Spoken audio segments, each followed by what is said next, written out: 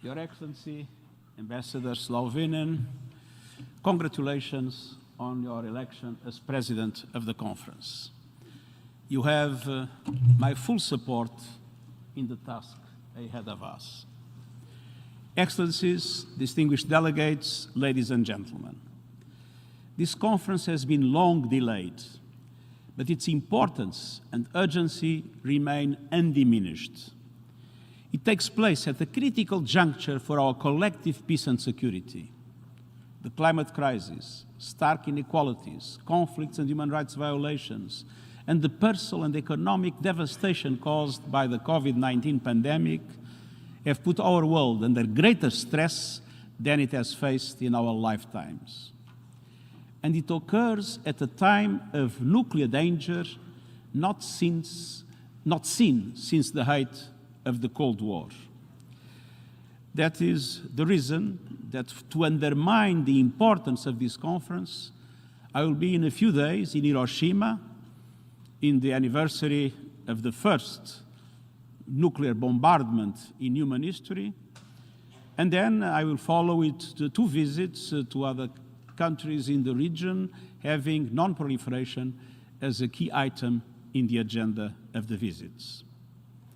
Now, the initial post-Cold War period ushered in a tentative new hope for peace. A hope found in massive arsenal reductions, in entire regions declaring themselves to be nuclear weapons-free, and in the entrenchment of norms against the use, proliferation, and testing of nuclear weapons.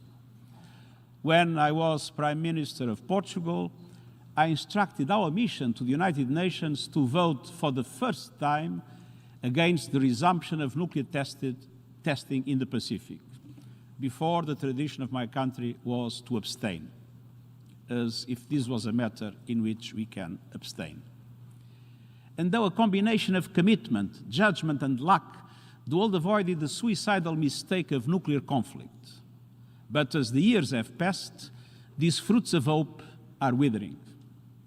Humanity is in danger of forgetting the lessons forged in the terrifying fires of Hiroshima and Nagasaki. Geopolitical tensions are reaching new highs. Competition is trumping cooperation and collaboration. Distrust has replaced dialogue, and disunity has replaced disarmament. States are seeking false security in stockpiling and spending hundreds of billions of dollars on doomsday weapons that have no place on our planet. Almost 13,000 nuclear weapons are now being held in arsenals around the world. All these at a time when the risks of proliferation are growing and guardrails to prevent escalation are weakening. And when crises with nuclear undertones are festering. From the Middle East and the Korean Peninsula to the invasion of Ukraine by Russia, and to many other factors around the world. Excellencies, the clouds that parted following the end of the Cold War are gathering once more. We have been extraordinarily lucky so far, but luck is not a strategy, nor is it a shield from geopolitical tensions boiling over into nuclear conflict. Today, humanity is just one misunderstanding, one miscalculation away from nuclear annihilation. We need the treaty of non-proliferation of nuclear weapons as much as ever. And that is why this review conference is so important. It's an opportunity to hammer out the measures that will help avoid certain disaster and to put humanity on a new path towards a world free of nuclear weapons. It is also a chance to strengthen this treaty and make it fit for the warring world around us. I suggest 5 areas for action. First, we urgently need to reinforce and reaffirm the 77-year-old norm against the use of nuclear weapons. This requires a steadfast commitment from all states parties. It means finding practical measures that will reduce the risk of nuclear war and put us back on the path to disarmament. We need to strengthen all avenues of dialogue and transparency. And peace cannot take hold in an absence of trust and mutual respect.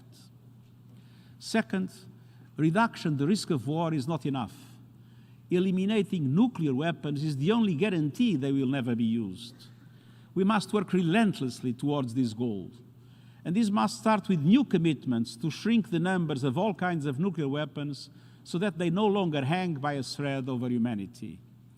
And it means reinvigorating and fully resourcing our multilateral agreements and frameworks around disarmament and non-proliferation, including the important work of the International Atomic Energy Agency.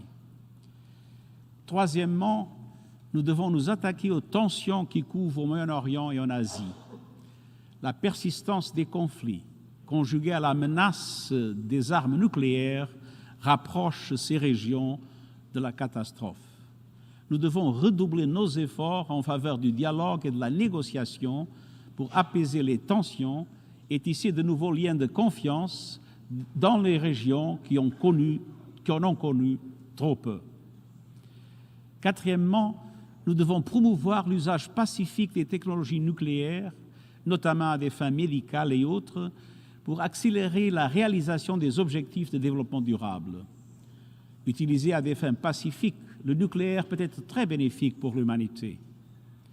Cinquièmement, et enfin, nous devons remplir tous les engagements restant pris dans le traité et veiller à ce que le texte demeure à jour et adapté à ces temps difficiles. Si nous sommes tous réunis ici aujourd'hui, c'est parce que nous avons foi dans l'objet et le but du traité. Mais si l'on veut assurer la pérennité du texte dans l'avenir, il faut dépasser le status quo. Il faut un engagement renouvelé ainsi que des négociations véritables et de bonne foi. Et il faut que toutes les parties soient à l'écoute, consentent à des compromis et gardent en permanence à l'esprit les enseignements du passé, mais aussi la fragilité de l'avenir. Excellences, les générations futures comptent sur votre engagement pour nous écarter de l'abîme. Il nous incombe à tous de laisser le monde dans un meilleur état, plus sûr que celui dans lequel nous l'avons trouvé. L'heure est venue de relever ce défi fondamental et de conjurer une fois pour toutes le spectre de l'anéantissement nucléaire. Je vous remercie.